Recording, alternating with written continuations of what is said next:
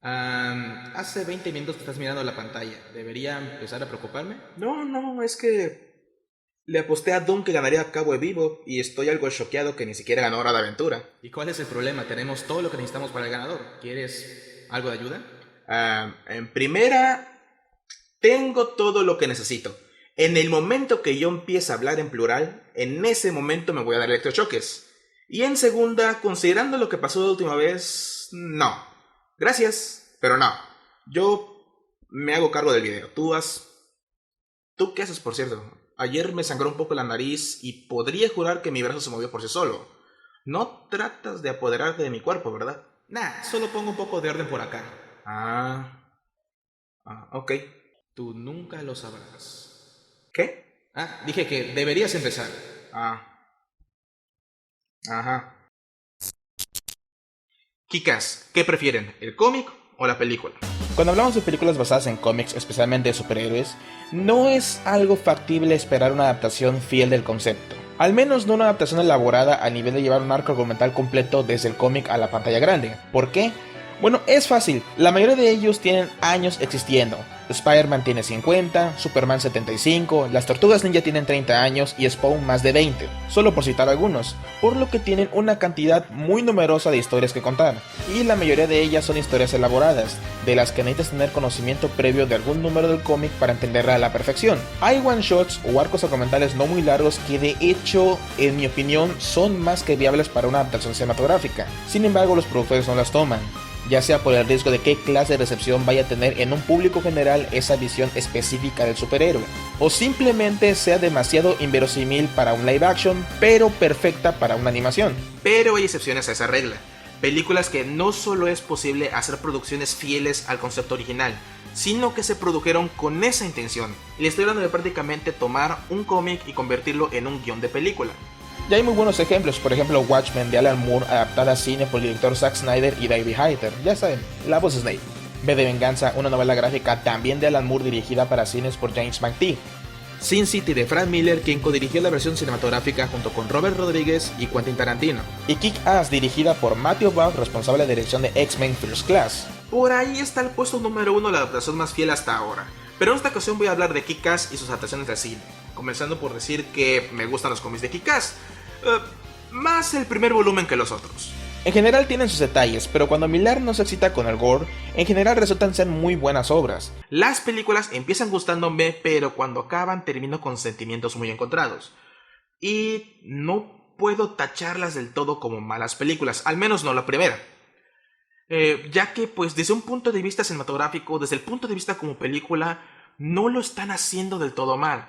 Hasta Aaron Taylor Johnson y su gran problema... Mira, encontré la sección de fanboyismo. ¿Por qué hay una caja etiquetada como Naruto? Esto es Kick-Ass, cómics contra películas.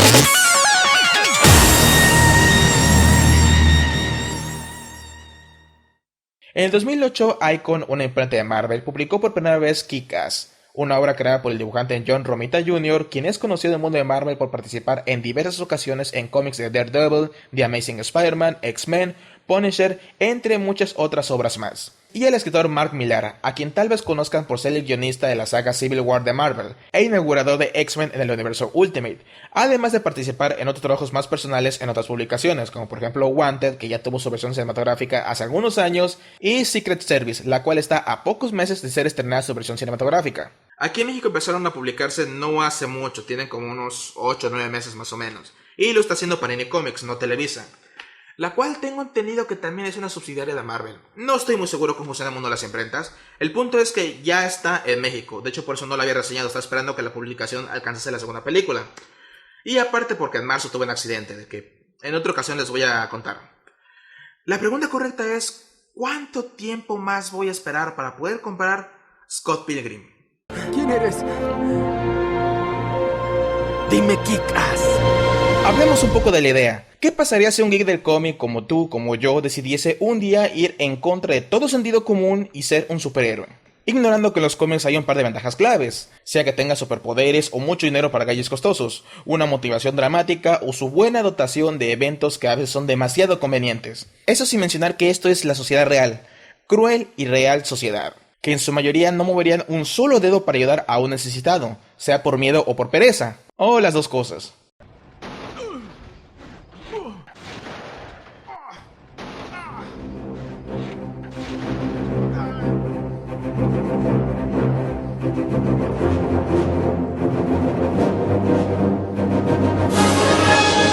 Nah.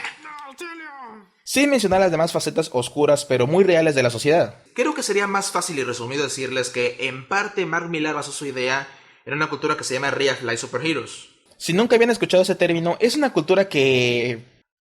Bueno, Kick-Ass 2 lo representa muy bien. En sí son personas que se disfrazan para ayudar al prójimo. En su mayoría suelen hacer solo labores sociales. Y eso es más de lo que tú harías por otro ser humano. ¡Hey! Yo puedo ser muy heroico cuando quiero. Dije que cuando quiero. Kick-Ass, tanto cómic como película, se centra en el personaje Dave Liszewski. Una persona promedio con una vida promedio, intereses promedios, pasatiempos no tan promedios. Bueno, promedio para mí. Como un geek del cómic, siempre ha querido saber qué se siente ser un superhéroe. Y pues con honestidad, ¿quién no? Así que se hace de un traje comprado en eBay y decide vestirse y tratar de comportarse como uno. Las primeras emociones solo vinieron de experimentar con cosas simples, como caminar sobre los techos, el hecho de saber que tienes un secreto que guardar, o la extraña sensación de satisfacción y seguridad que se siente por el simple hecho de llevar tu disfraz bajo tus ropas. Pero la idea de Millar no solo era reflejar una vida llena de actos ridículos y torturas físicas hacia un adolescente, quien es apuñalado, atropellado, electrocutado, golpeado y golpeado una y otra vez, por puños más grandes que su cara. También era explorar la debilidad humana en el aspecto psicológico, cada vez que este personaje era golpeado por algo que dolía más que esos gruesos nudillos, por la realidad misma. ¿Cómo se puede meter en tantos problemas alguien que solo camina por los techos? Bueno, aquí entra Headgear y Big Daddy, dos personas que tal como Kika se ponen un disfraz y salen a las calles, pero ellos se toman el negocio de repartir justicia y vísceras muy en serio, dando un contraste a la historia que la saca de sentirse banal o estancada. Pero también la va a alejar un poco del enfoque realista que quería lograr, especialmente por Headgear, que en números posteriores pasó de ser algo relativamente comprensible por factor sorpresa o por estar armada hasta los dientes, a ser algo completamente fantasioso, que es algo que se supone que en esta obra no debería ocurrir. Bien, pero vamos en orden. Conforme avance la historia, estos personajes van a contribuir con la psicología de Kick-Ass, pero mientras, por su cuenta debe pasar por algunas fases, desde la relación con su padre, o su experiencia cercana a la muerte que lo llevó a meses y meses de dolorosa rehabilitación, tanto física como psicológica. Cosa que no vieron en la película porque... bueno, ya voy para allá. En esa dolorosa recuperación, la idea del por qué hice lo que hice y si lo haría de nuevo no dejaba de ambular por su cabeza, para luego encontrarse con el problema de tener ensangrentadas sus manos, al presenciar cómo Headgear y Big Daddy hacen las cosas, lo que le regala una perspectiva que nunca contempló en ninguna de sus fantasías, lo que eventualmente lo llevó a un retiro. Lo que no duró mucho, ya que la aparición de un nuevo héroe llamado Red Mist, que estaba acaparando toda la atención, lo motiva. Más bien lo provoca a recuperar su popularidad, con resultados no muy gratos que, bueno, ya saben cómo terminó todo. Cosa que cualquier otra obra yo tacharía como dejar en el olvido un argumento planteado un par de páginas. Sin embargo, como en Kick-Ass lo mueve lo que haría un muchacho, casi un niño, con suficiente cantidad de entusiasmo, ingenuidad, estupidez y una vida influenciada de cómics. No puedo decir que sea irreal del todo. No sé cómo es en sus países, pero aquí la palabrita mágica para hacer las cosas más estúpidas del mundo es... ¿a qué no te atreves? Fuera del hecho que pienso que abusa mucho del gore, ya que una premisa así, un concepto así, no tiene que ir forzosamente de la mano de tanto gore, es una obra que me gusta. Y no es de extrañar que una película estuviese en el horno tarde o temprano, la cual está fielmente adaptada. Al menos 2/3 del filme. Por favor, sé sincero contigo mismo. En algún momento de nuestra vida, todos quisimos ser superhéroes.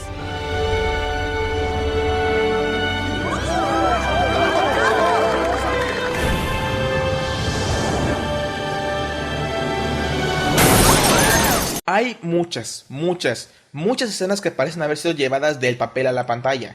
La mayoría de los actos también llevan el mismo orden. La alteración más grande pero inofensiva es que cuentan en paralelo la subtrama de Headgear y Big Daddy a la transformación de Dave a Kick-Ass, pero el resto del desarrollo es fiel al cómic. Mejor dicho, relativamente fiel adaptada, porque rápidamente notas la prioridad en cada uno de los medios. O sea, ambos trabajan con los mismos personajes, la misma historia y los mismos actos, pero a cada una se le nota un enfoque diferente. Y hay una parte en la que parece que el script se quedó sin la fuente original, o sea el cómic, para seguir adaptando, ya que empieza a variar drásticamente. Y no estoy hablando de cosas como cambiarle el nombre a alguno de los personajes. Por ejemplo, en los cómics el jefe de la mafia se llama John Genovese y su hijo es Chris Genovese, pero en la película sus nombres son Frank y Chris D'Amico. O por ejemplo también los trajes de Headgear y Big Daddy, que sí sentí que perdieron un poco del encanto de ser improvisados. El de Big Daddy parece ser salido de un casting fallido de Batman. Disfrútalo, Nicolás, es lo más cerca que vas a estar de ser Batman. Hablo que la película se torna tan parecida y tan diferente a la vez que es como si la propia película supiese que algo va mal con la historia y tratase de adivinar qué es lo que sigue. Lo que hace realmente fácil ver a través del contexto inclinar tu favoritismo o por el cómic o por la película. No pensé en eso. La prioridad uno del cómic es siempre contrastar una situación real de una de ficción, y eso se ve de maravilla rumbo al final del cómic cuando revelan la verdadera historia de fondo de Big Daddy, lo que encarrila perfectamente la historia de estos dos personajes que no parecen embonar con la idea principal de Mark Millar. Pero la película es otra historia. Aunque mi inclinación sobre la adaptación no es del todo positiva, tengo que admitir que usan bien la comedia, y el doblaje por adaptar todas las majaderías a versiones más locales hace aún más graciosa la película. ¡Vete a la mierda, pinche gato! ¡Ah! Quiero tener una fiesta de kikas, malditos putos. Sí, ¿cómo atraparlo? ¡Ay, güey! ¡Carajo, Chris! Y cinemáticamente hablando, son pocos los detalles que le noto. Es más, si me conozco tanto como creo que me conozco, si no conociese el cómic, un palomita rancias de esta película sería en general positivo. Incluso Aaron Taylor Johnson como protagonista, cuya inexpresividad es solo opacada por Kristen Stewart y su estúpida mueca, no se me figura como ningún inconveniente en el filme. Desgraciadamente por el internet conocí el cómic antes de ver la película. Y aunque inicialmente la disfruté mucho, con el paso del tiempo ese goce fue decayendo drásticamente, al ver que el único interés de la película era ser graciosa. Es todo. Podrías decir que trataba de dirigir la película a todo el público, pero es clasificación R, entonces ¿cuál es el límite? No lo entiendo. Cubre prácticamente todos los actos del cómic, entonces ¿por qué limitarse a hacer una película que el público únicamente resumirá con la simple frase «Me gustó porque es graciosa»? ¿Por qué desechar los aspectos más importantes de la obra? ¿Dónde están los golpes de realidad? ¿Dónde está la psicología del personaje? ¿Dónde están los dos plot twists? Simplemente no veo el trabajo de Mark Millar por ningún lado. Soy Kikas y tú me escribiste. ¡Oye! ¡Ay, qué pedo! ¡Ah! El problema que yo veo es que no hicieron una película de Kick-Ass, hicieron una parodia de Kick-Ass. Como material independiente, ignorando la existencia del cómic, tú miras una película que usa los geeks del cómic como elemento de comedia con algunos aspectos dramáticos que no está nada mal. Pero si conoces aunque sea parcialmente el cómic, ves que todas y cada una de las escenas tratan de ser graciosas. Todo el contexto extra de Kick-Ass está con el propósito de hacer comedia. ¿Es el imbécil que se siente Batman? No dije que se parecía a Batman. Lo hiciste, Trey. Dijiste que se parecía a Batman. Que traía máscara y un disfraz. Y una capa. Sí, como Batman. Yo no dije como Batman. Nunca dije Batman. A ver, Trey. Oye, ¿qué es más probable? ¿Que tú seas un imbécil codicioso o que toda mi cocaína la haya robado Superman? ¡Nunca dije Batman! ¡Basta! Tal vez tengas que sacrificar a alguien como Louis, no sé. No, a Louis. O Oye, no, a Chris. otro, no tiene que ser Louis. Tony. Tony. ¿Tony? Odio a Tony. Al carajo, Tony es una mierda. La película comienza en 10 minutos. Lo sé, tranquilo. Solo perderemos los avances. Sí, pero quiero palomitas. Cómprale unas palomitas cuando lleguemos, ¿sí? ¿Y qué quieres tomar? ¿Una Pepsi? Sí, eso quiero. Le das una Pepsi y yo quiero un Icy. Mezclado. O sea, revuelto lo rojo con lo azul. Y un paquete de dulces. Es bastante difícil tomarte en serio la película de Kick-Ass. O sea, ni siquiera puedes tomar en serio a los mafiosos. Y creo que me confundes con alguien a quien ¿Quién le importa un carajo la maldita madera? Sí, ya entendí, lo lamento. Ya, perdón, ya, bueno, ya, sí, está bien, ya. O los interrogatorios. ¿Quién te vendió a ti nuestra coca? ¡Ay, güey!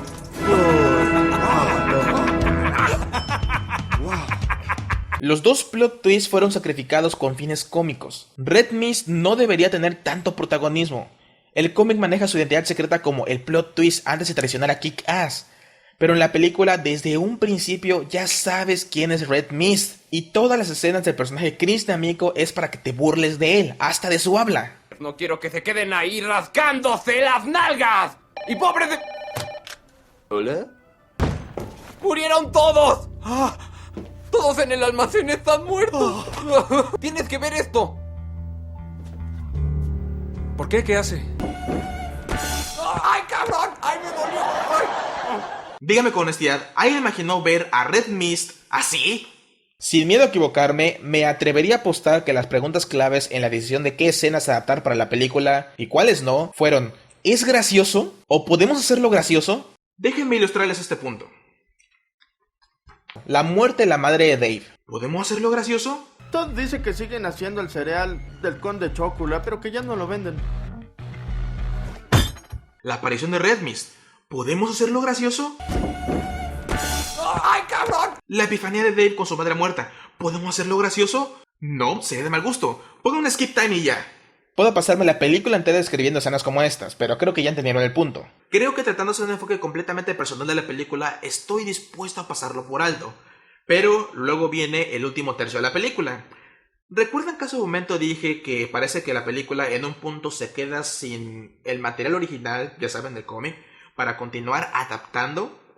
Bueno, acabamos de entrar en esa parte. El cómic termina con un revés de realidad, haciendo que aunque tengan personajes fantasiosos como Headgear, todo termina embonando perfecto con la idea principal de lo que el cómic de Kick-Ass quería reflejar. Y esta película, en 3 escenas, hace una burla total del cómic.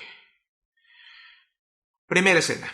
Cuando Dave le dice la verdad a Katie acerca de su homosexualidad, la reacción no podría ser más cliché. Nunca había conocido a nadie tan hermosa, y tan amable, y tan adorable como tú.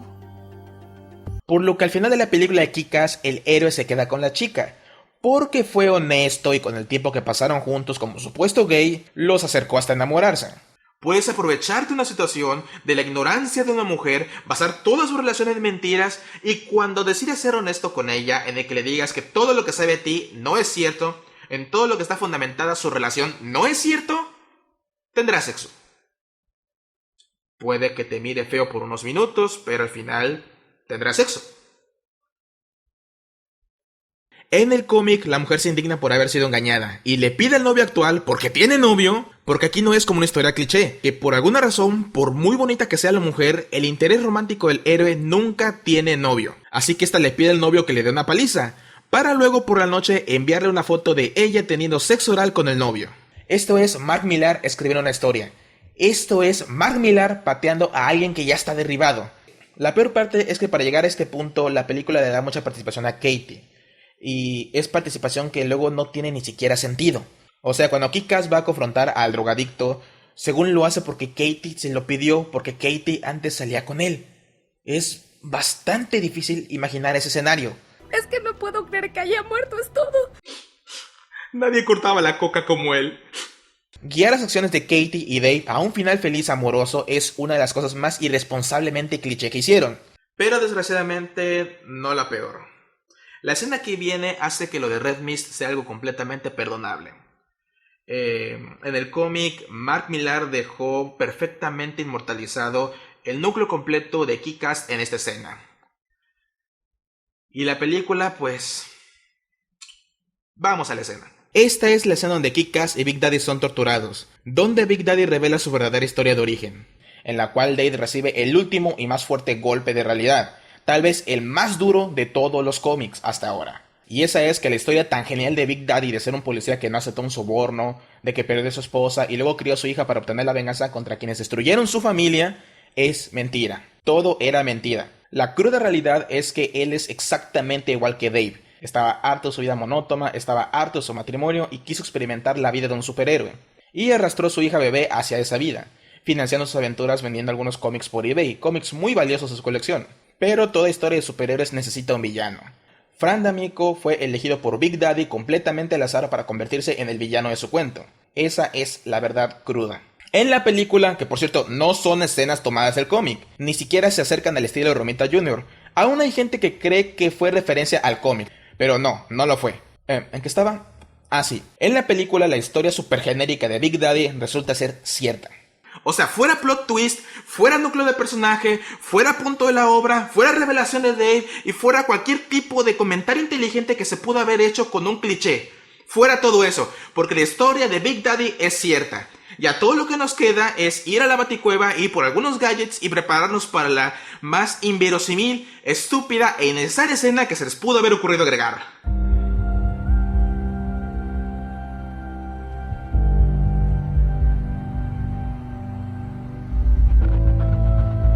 Miren, cuando una película no nos deja satisfechos o nos mantiene indecisos para dar una respuesta firme entre si te gusta o no te gusta, porque tiene un par de cosas que te agradan y otro par de cosas que no te agradan, hay una escena, a veces dos, que son tan buenas que opacan todos los defectos del filme y termina fascinándote o simplemente gustándote. O todo lo contrario, la escena es tan mala, estúpida, ridícula e innecesaria que termina matando la película para ti. Y como este es un video versus dedicado a comparar un medio y otro, estoy obligado a mostrarles la diarrea cinematográfica de la que estoy hablando. Tercera escena. En el cómic, luego de que Big Daddy fuese asesinado, Headgear rescata a Kick-Ass y juntos se encaminan a matar a Frank D'Amico. Headgear limpia el camino con un lanzallamas y Kick-Ass va por Red Mist. Y luego de algunos golpes, cortes y tiros después, Headgear es sometida y golpeada casi hasta la muerte. Kick-Ass llega con un arma y al mero estilo de Robocop le disparan el pene a Frank. Headgear aprovecha la confusión y termina el trabajo. En la película hay una planeación previa al asalto. ¿Es lo que creo que es? Por supuesto que sí. Y más vale que empieces a leer las instrucciones, porque lo usarás en 5 minutos. Y el asalto está lleno de acción, piruetas, navajas, tiros por doquier. Bueno, la verdad es que solo se extendió un poco respecto al cómic. No hay tanto problema con eso. Solo dijeron que esta película necesitaba 20% más acción. Estoy bien con eso. Pero cuando está a punto de ser volada por una bazooka, Kick-Ass llega para... No, esperen, no. Lo siento, estoy muy sobrio para ver eso. Antes de ser volada por una bazooka, Kick-Ass llega...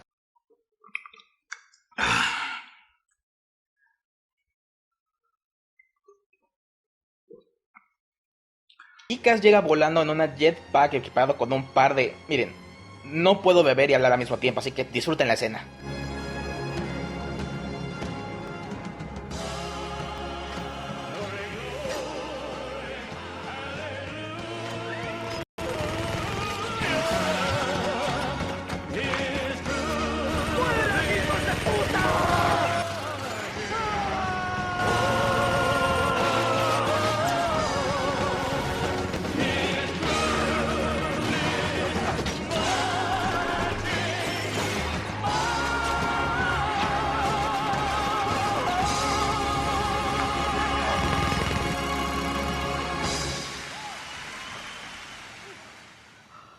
Desgraciadamente solo es la primera de 3 escenas estúpidas. Debí comprar una botella más grande. La siguiente es cuando inmediatamente después de la pelea, Dave toma la bazooka y vuela en 1000 pedazos a Frank. Y la tercera, que también sigue inmediatamente, es cuando Headgear y Kick-Ass salen volando hacia el atardecer por la ventana. No debería ser capaz de usar esta frase en la reseña de esta película.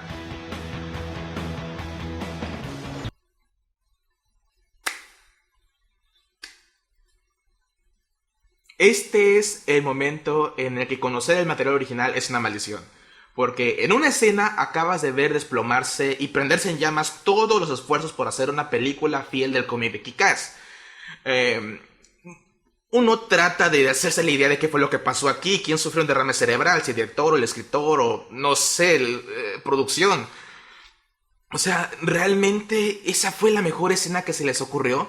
Esa es una escena que parece haber sido planeada en una muy mala peda. O sea, digo, se quedaron sin el material original de Kick-Ass para trabajar con él, no tenía el número de Millar para consultarlo. Por las dudas del guión, no hubo mejores escenas que agregar. O sea, primero hace lo de Big Daddy, que cambian uno de los mejores plot twists del cómic, y luego se les ocurre hacer esta barbaridad con una escena que no tiene nada que ver, que desentona con la película, que es estúpida, que fue una planeada. Eso es lo que normalmente diría, pero en esta ocasión no fue la culpa del director, no fue culpa de producción y no fue culpa de los escritores. Por primera vez, la responsabilidad es más del creador, de Mark Millar, que de nadie más. Déjeme le explico bien esto. En el mundo del cine, tanto escritores como directores, llámese Joss Whedon, Christopher Nolan, Bryan Singer, Steven Spielberg, George Lucas, Michael Bay, Quentin Tarantino, entre muchos otros más, para bien o para mal tienen una firma en particular, una huella que dejan en sus películas que hace que fácilmente podamos reconocer su trabajo en el mundo del entretenimiento. Bueno, en el mundo de los cómics no es diferente. No hace mucho dije algo muy breve acerca de Evan Dorkin, y ahora voy a decir algo breve acerca de Mark Millar. Él es muy bueno escribiendo historias. Tiene una manera única de exponer y explotar la debilidad humana en su personaje. En varias ocasiones ha señalado que sus principales influencias son Alan Moore, Frank Miller y Grant Morrison. Y si eres conocedor de cómics, notarás casi de manera inmediata esa influencia en su escritura, especialmente en números como Old Man Logan. El problema es que él es muy ambicioso a la hora de que llegar a la pantalla grande. Es prácticamente un chulo con sus historias. Él las ha ido a vender a casas productoras cuando a veces estas ni siquiera están escritas. Solo hagan las cuentas. Kick-Ass terminó de publicarse en febrero del año 2010. Aunque la película llegó a México hasta junio, en Estados Unidos se estrenó el 16 de abril del 2010. Eso quiere decir que hay cuando mucho 2 meses de diferencia a su finalización del cómic. Y como unos 6 meses de diferencia desde el número 7, que es cuando la historia se empezó a quebrar. Ahora, tomando en cuenta el tiempo que se toma la adaptación, la planeación, el casting, arreglar papeles legales, el rodaje, etc., esta película debió estar escrita mucho antes de eso. Lo que significa que Mark Millar vendió esa historia mucho antes de que la terminase de escribir. No es malo ser un emprendedor e ir a buscar la oportunidad en lugar de esperar que esta venga a ti. Pero pues, al menos termina la historia, ¿no? Y no estoy especulando. Hay una nota muy interesante en el primer número de Kick-Ass donde describe esa ambición que Millar tiene con sus historias. De hecho, ahí también está la respuesta de por qué Wanted, o más bien Se Busca aquí en Latinoamérica, apenas se parece al cómic. Y tomando en cuenta todo esto, y que es del dominio público los problemas que hubo con la historia de Kick-Ass, y que Matthew Vaughn nunca dejó de estar en contacto con Mark Millar para consultarle acerca de la historia, pues no puedo tacharla de todo como mala película, por mucho que odie esa escena. Y la comunicación entre el director y el creador no es algo que voy a poner a discusión, ya que es algo que me parece creíble, ya que solo así puedo explicar que hayan logrado las semejanzas contextuales. Así como el cierre de la película y el cómic casi idéntico, con Red Mist citando la frase del Joker de la película de Batman del 89. Where do they get a load of me? Where do they get a load of me?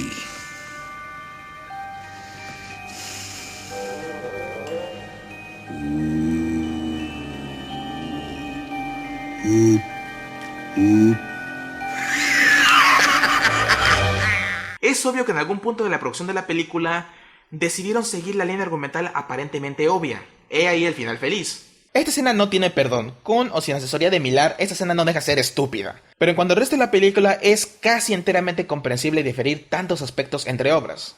Así que de cierta manera la película ganó su propia esencia. Tal vez no la que nos gusta a todos, pero es una esencia propia del filme. Puedo atacar la adaptación, pero ya expliqué hace un momento por qué no tiene mucho caso. Bueno, pues terminó diferente. La secuela tendrá que ser una historia completamente original. Digo, no es como si se vayan a atrever a forzar la segunda película a ser parecida al segundo volumen, tomando en cuenta que terminó muy diferente el primer volumen, forzándola a alinearse con el primer final que terminó muy diferente, ¿verdad? ¿Verdad? Tú estás subestimando mi poder. No lo intentes.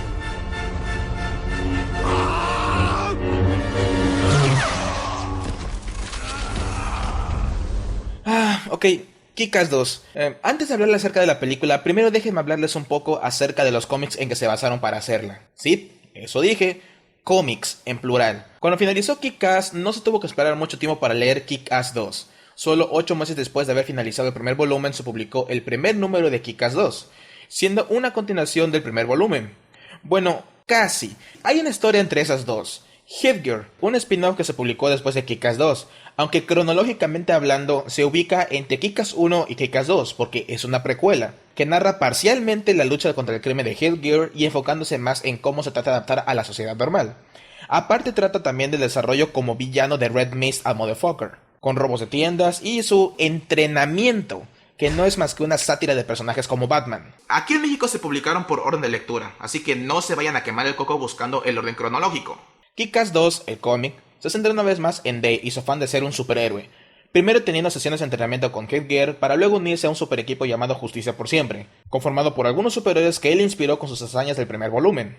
Pero en esta ocasión, Millar decide también explorar la parte de los supervillanos, una moda que Red Mist, ahora el Motherfucker, empezó luego de cometer algunos homicidios, y atentar contra todo lo que significa algo en la vida de Dave, lo que eventualmente tiene resultados trágicos, y finalizando en una especie de guerrilla entre pandillas. Como ya se debieron haber dado cuenta, las tres tramas de Kick-Ass 2, la de Dave, la de Mindy y la de Chris, en contra de todo pronóstico y recomendación, fueron tomadas de los volúmenes antes mencionados, acomodados en orden de lectura y adaptados para la pantalla grande. Así que Jeff Waldo, el director de esta secuela, alguien con muchísima menos experiencia en el área que Matthew Vaughn, se enfrenta a la problemática de que antes de poder arrancar con la historia de esta película, necesita lidiar con algunas diferencias considerables respecto al cómic, como que Dave dejó de ser Kick-Ass, o que Dave se quedó con la chica, o que han pasado 2 años entre las historias, a diferencia que en el cómic solo pasaron un par de meses, y que en Kick-Ass 2 y hasta Kick-Ass 3, Mindy sigue siendo una niña, cuando en la película tiene que manejarla como una adolescente. Así que necesita idear una manera creativa e ingeniosa para alinear ambos argumentos, o simplemente forzar la película y esperar que nadie lo note. Adivinen por cuál optó. ¿Cómo te deshaces de Katie? Fácil. Sin sentido alguno de cómo se debe desarrollar un personaje, una trama o un giro argumental, simplemente sustituyes la comprensible y sentimental Katie de Vought por la Katie de Millar. No es lo que tú crees. Entonces, Dave, por favor, dime. No puedo. Tiene que ver con lo de Kick-Ass. ¿Recuerdas? Te voy a decir un secreto. ¿Sabes quién es Malik? ¿El voluntario que ayuda a drogadictos? Su bastón es mucho más grande que el de Kick-Ass. No. Sí, el personaje estuvo contigo en los malos momentos. El que no solo te perdonó, sino que se enamoró de ti a pesar que le mentiste acerca de tu orientación sexual diferente. El que soportó una tortura psicológica al ver cómo casi te matan en internet. Ese personaje te vota por el argumento más débil y sin esfuerzo alguno pensado que se les pudo haber ocurrido. Un malentendido. Despídense del personaje porque no vuelve a salir. Ahora, ¿cómo regresas a Dave a la mascarada? No hizo otra cosa más que usar exactamente la misma motivación que en la primera película. Ya saben que está cansado por la vida monótona, quiere emoción, etc, etc, etc. En serio. En serio. Si te quieres hacer de Katie, ¿por qué no la usas para que sea la motivación de Dave para ser Kick-Ass? No sé, mátenla, violenla, secuéstrenla, algo, lo que sea. Cualquier cosa que no sea usar exactamente la misma motivación del primer filme. Porque esto es un retroceso del personaje, que hace completamente irrelevante cualquier desarrollo que pudo haber tenido durante el primer filme. Es más, los planteamientos son tan débiles y forzados que ni siquiera se siente que estén conectadas con la primera película. Y partiendo de esos problemas, les comunico que para mí Kick-Ass 2 no es una buena película. Si acaso es palomera, un gran y sencillo... O sea, la primera película tuvo sus problemas y está esa escena que tanto odio. Sin embargo, no hay mucho que le pueda argumentar en contra. Esta, por otro lado, tiene problemas planteando algunas situaciones y continuamente se siente forzada. ¿Y saben qué es lo más triste? Que aún así, con esos problemas, es una pelea muy reñida por el gane del versus. Déjenme ponerlo así. No considero esta película buena. Yo no uso un sistema de calificaciones, pero si lo usara le daría un 57 sobre 100. Pero los cómics en los que está basados tampoco son muy brillantes que digamos. Hay cosas que hace el filme mucho mejor que el cómic y viceversa. Así que a diferencia del primer filme, que personalmente me es muy fácil inclinarme al favor del cómic, por un desinterés ajeno a la comedia en la primera película, en esta ocasión es una decisión más difícil.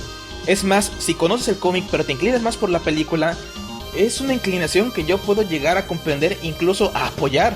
Para empezar, en el cómic de Kick-Ass 2 hay un declive bastante grande de calidad, ya que a diferencia del primer cómic, en esta ocasión tiene un desinterés criminal en los personajes. No se molesta en desarrollarlos o siquiera plantearlos. Siendo el grupo de Justicia por Siempre uno de sus recursos argumentales más importantes, considero pésimo que ninguno de ellos tenga un buen desarrollo. Por otro lado, el filme no solo se molesta que sepamos su historia de fondo, sino que los vemos más activos, más relacionados con Justicia por Siempre, más humanos. Incluso a un personaje lo hicieron parte de la vida de Dave, que fue Night Beach, la cual tiene un muy buen diálogo en la película. Nosotros no somos superhéroes, así como no estamos saliendo en serio. No sabemos nuestros nombres. Es tiempo de volver al mundo real. Creí que queríamos mejorar el mundo. Entonces, ¿por qué está peor? Sin embargo, lo que no me gustó de la película es que, aunque tiene un nuevo director, aún está ese interés primario por la comedia. En lugar de usar escenas más dramáticas o impactantes como la violación de Katie, en la película la víctima es Night Beach, pero en lugar de violarla o hacer algo impactante, únicamente hacen esto. Ya no te revolcarás con superhéroes, bebé. Ahora podrás sentir la verga del mal.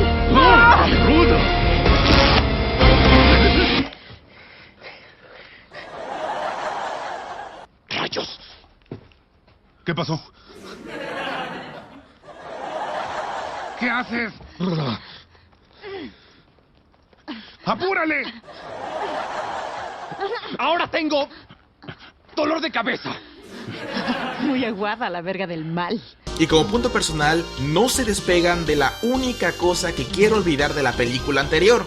Mató a papá con una bazooka, carajo. Una bazooka no es un accidente. Eres una ilusa de mierda. Tú volaste al mío con una bazooka. Retomando el uso de los personajes, en el cómic de Kick-Ass 2, cuando asesinan al coronel, esa es la primera aparición del Motherfucker. Ahora, ¿de dónde vino tanto secuaz? No se molesta en decirte nada. Para eso tendremos que esperar hasta que salga la precuela Headgear y solo obtendremos una página al respecto. Y en la película, aunque no dejan de querer ser graciosas, hay un mejor planteamiento de la situación.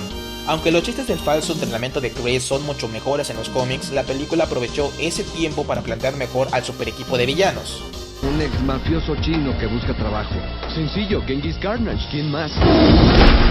¿Cuánto racismo con tus estereotipos, Chris? Arquetipos. Continúa. Tenemos a Katrina Dombrowski. Alto, ¿una chica? Sí. ¿Contrataste a una vieja? Sí. Estuvo en la KGB, la encerraron en el gulag hasta que se comió a su compañera de celda. ¿Qué? Mother Russia. Mother Russia y Motherfucker en el mismo equipo, eso suena horrible. Headgear es un cómic argumentalmente vacío. Simple y sencillamente es un pretexto para atraer fans y hacer más muertes sin sentido. No tiene historia remotamente interesante ni tiene emoción. ¿Por qué? Simple. Los personajes que se ponen en peligro aparecen en Kick-Ass 2.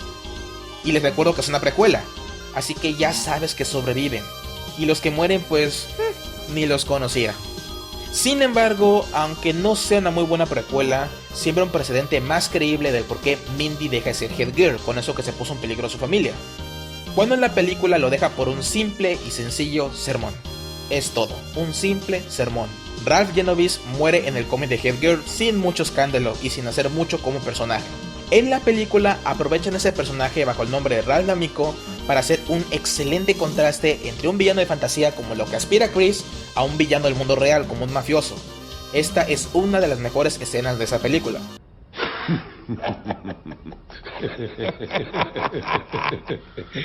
Te crees muy malo y rudo, ¿eh? Te mostraré el verdadero significado del mal. Chris, ¿qué te pasó? ¿Por qué tienes el teléfono de Lou? ¿Se te volvió a caer el tuyo al excusado? ¿Todo en orden?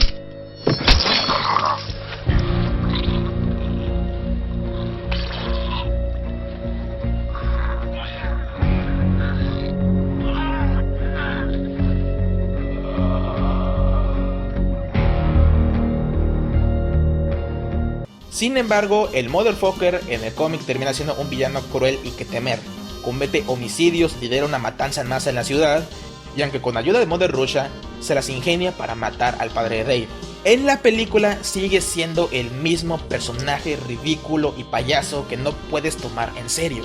¿Qué te pasa, muchacho? Mejor ponte en cuatro, abuelo, si no te meto el sombrerito en la cola. Si no la sujetas como debe ser, te hará daño cuando se retraiga. Solo tírate al suelo.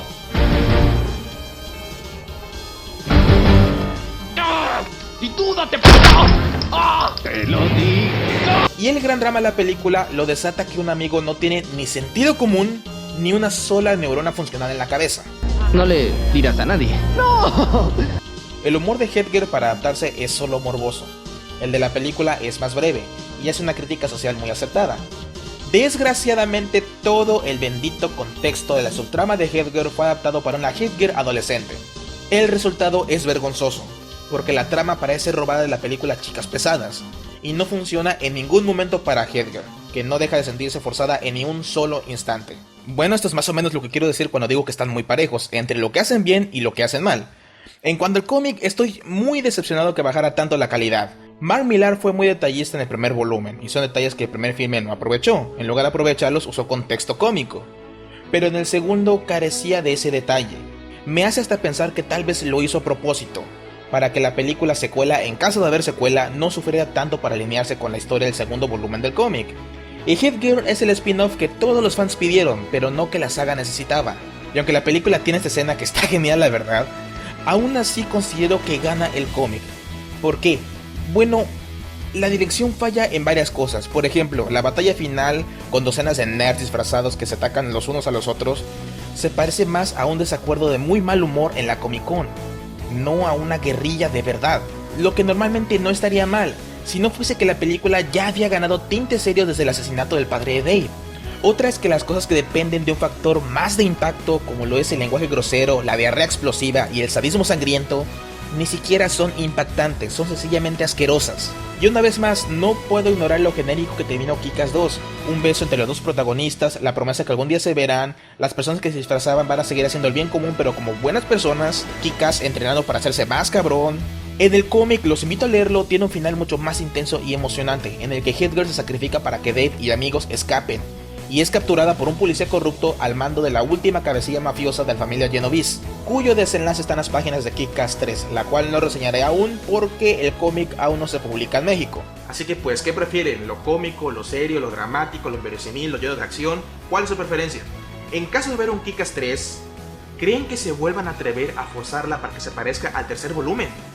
Porque para hacerlo tendrían que hacer una cantidad ridícula de alineaciones. Porque para empezar, la mamá de Mindy y Chris son claves en la psicología de sus hijos. Y en las películas, las dos están muertas. Bueno, ya les regalé mis puntos de vista y mi inclinación. En la caja de comentarios, siéntanse libres de dejar sus propias inclinaciones y sus propias observaciones. Y bueno, por mi parte es todo. Yo soy Psycho, y los veo en el próximo.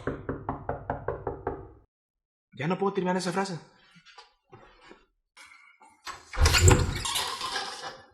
Loco, ¿qué te pasó? Te ves exactamente como si te hubiesen asaltado mientras yo grababa. No sonrías, no sonrías, no sonrías, no sonrías. Idiota. ¿No escuchaste mis gritos? No, pues chin. Necesito recostarme en el piso. No, tranquilo. No estás tan mal, no estás tan mal. Te hace falta una ducha. Pondremos en internet que fueron 100 y que eran ninjas.